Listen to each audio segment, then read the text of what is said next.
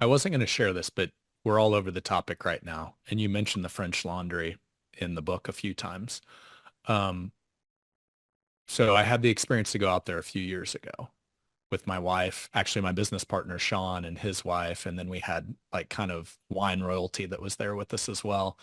And so I'm sure we got treated a little more nicely than if we were just, two standard Kansas guys rolling out to French Laundry. But hospitality and how you just explained it, we had, the typical over the top French Laundry, a multiple course meal. And we had been wine tasting that day. And so when they asked us what we would like to drink that evening, pretty lame joke. I was like, "Hey, do you have any Keystone Light?" Because growing up as a growing up as a Kansas farm boy, that was kind of what was on the menu back in the day. And the response from the wait staff was, "Would you like Keystone Light, sir?"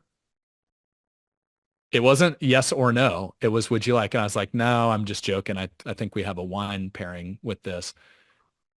And about two courses in, they parade a bucket of Keystone Lights in, like orchestrated. They slap down UFC coasters in front of us. They they put they put the Keystone on ice in the middle, a big old bucket, and about six wait staff in unison grab the Keystone Light, crack them, place them down in unison on the UFC coasters.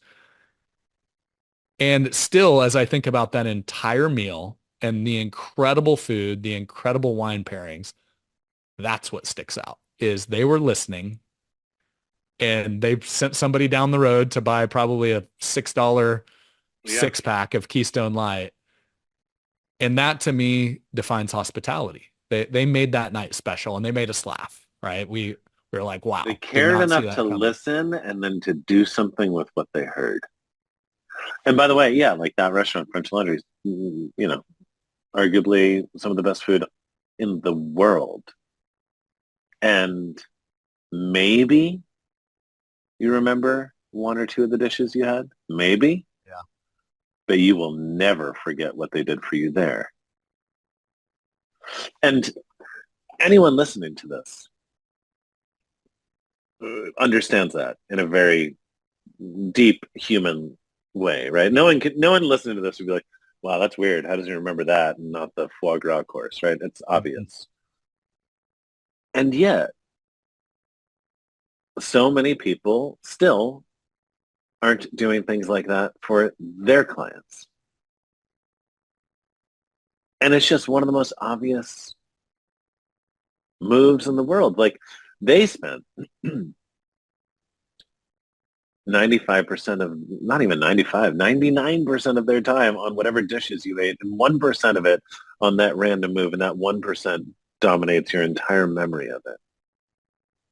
And so if people out there could invest 1, 2, 3, 4, 5% on these kind of gestures, no longer reserving their best efforts only for the product they're selling their customers, but on these little things that make those customers feel a genuine sense of belonging.